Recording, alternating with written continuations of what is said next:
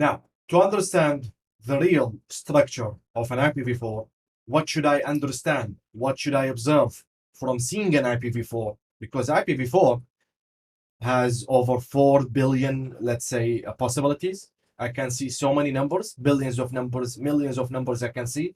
All of them are actually IPv4s. So how to understand that? What to observe upon seeing an IPv4? In order to do that, you cannot, in a general rule, just be enough or get enough from seeing the IPv4 alone. You will need its own mask with it. What do you mean?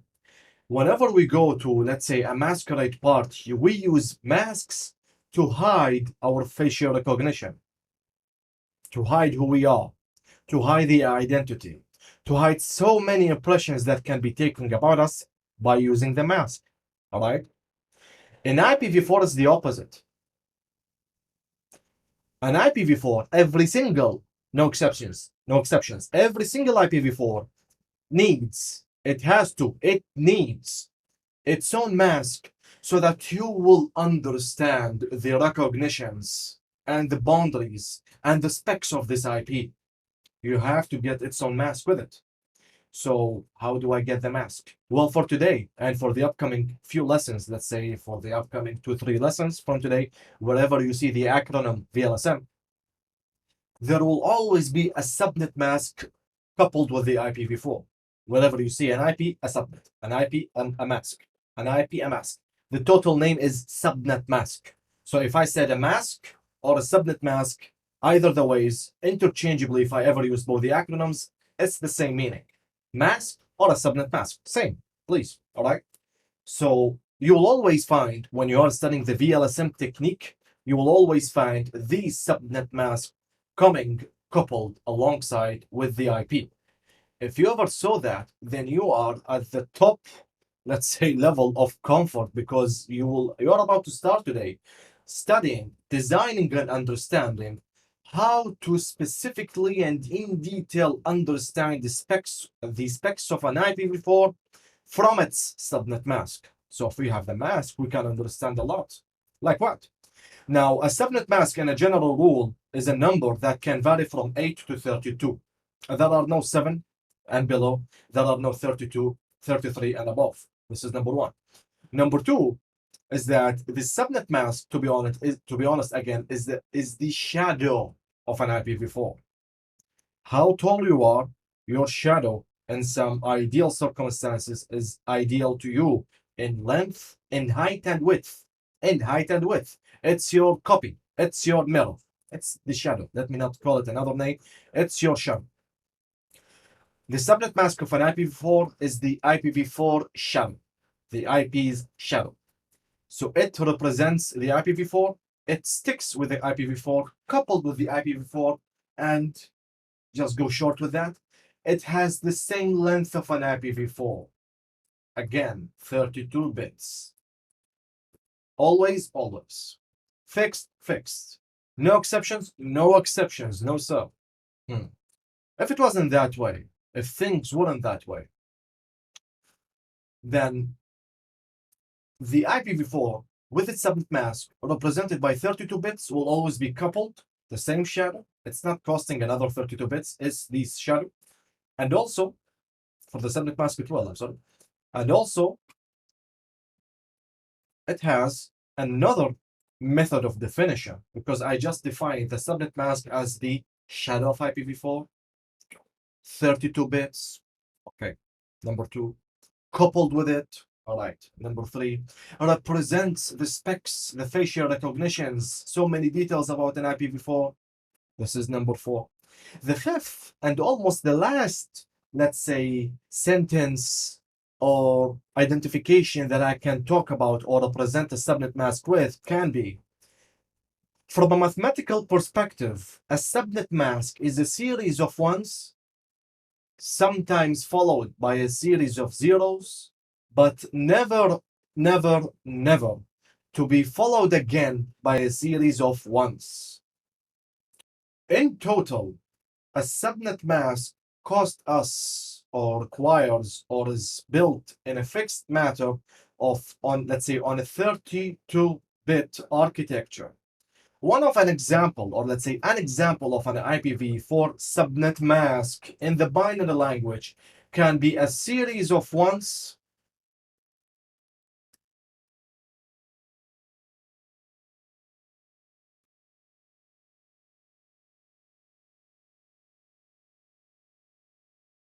followed by a series of zeros,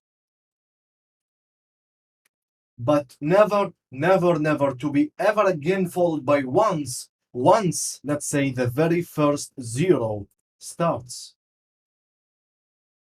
It's either all ones all the way, sometimes all zeros all the way, most of the times some zeros and some ones and zeros mixed. But when it's mixed, it has to be ones starting from left to right, and ones, let's say ones here, I mean ones. But once, there's a difference in that, you understand that. But once the zeros starts, that's it. No looking back, no more ones. It started the zeros. This shows up in the binary language, in the electricity, in the frequency of the electricity, up, down, on and off, on and off, on and off. This is the idea of on, 1, off, 0. Is that the ons are filling the subnet mask, the offs, no filling in the subnet mask, a blank. This might be a little bit annoying, but you will get the idea with time and with explanation. Why did I draw it in that way? Well, do you remember the famous IPv4 that I drew earlier? Let me just try. One of the times I was so comfortable using red and green, let's say light red and green while sketching. One of the students said, "Sir, can you please not use one of them at least because I have color blind?" So I'm sorry if I ever did that in a recorded video because this will be annoying. All right, so let me go back to the famous IPv4, which was 192.168.0.1. You know that this famous IPv4 has a famous subnet mask that comes with it, which is 24. Now, the funny thing and the informative thing as well about a subnet mask that it can be written in a very, very short matter, which is this one, / a number. This number can range from, again, this number can range from, please don't forget, 8 to 32, no 7, no 33. Don't forget about that, please. So it's either a / and a short number, written in the decimal language, just like an IPv4 is written, and I will convert that to you in a minute. Written in the binary language as a series of ones followed by zeros and never to see ones showing again. So in the screen in front of you at the moment, there are two methods to represent, or two ways to represent an IPv4, as you can see. The binary is at the beginning, written in the light yellow color, and the / is at the bottom right, also written in the light yellow color. How to write it in the third way, I haven't yet made any understanding of the IPv4 subnet mask. I haven't made any benefit of it so far. I'm just understanding the architecture, the design of the subnet mask, and how to write a subnet mask, the terms of the subnet mask, alternatives, whatever you call it. Don't get bored. There are so many details to come. You have to be the master of an IPv4. So this is the binary at the beginning. This is the / method, the short way. This is also at the bottom. One method left is the decimal. How to write it in decimal? Well, every single octet, I will need more space. Every single octet, but I need it here. Let me just take this. Let me just erase this. This will be erased. Let me use the orange again. Let me take this arrow again here and say ones. Okay, so this has been shifted. Now I'm going back here. Back again. Let me take another light color. I hope this one will be clear for you. Okay, so if I went back, this is an 8-bit octet. In order to convert something from binary to decimal, I need the ladder of conversion, or the diagram, actually, of conversion, which is starting from right to left I will write the number 1 and then multiply it by 2. It will be 2. And then multiply it by 2. It will be 4. And then multiply 4 by 2. It will be 8. And then multiply 8 by 2. It will be 16. And then multiply 16 by 2. It will be 32. Again, 64. Again, 128. This is my diagram of conversion from binary to decimal. This is step number 1 in the conversion. Just always memorize and never forget these numbers. And just need to remember the very first one, which is 1. And that's it. Multiply by 2. And if you are good in mathematics, you will never forget that or do a mistake. Now, if I did that, what should I do later? For step number 2, for every single number or value in the diagram that at its bottom, it has a fulfilling electric bit, download or rewrite the number itself. So 1 is 1 plus.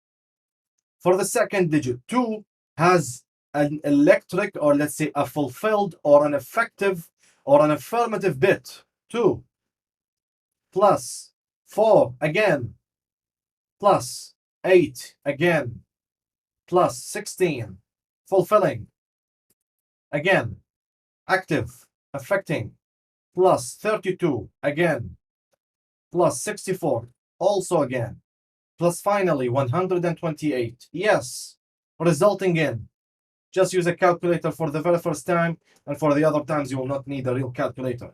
For the last time it will be 255 is the representative or the representative number or the equivalent number of this binary value.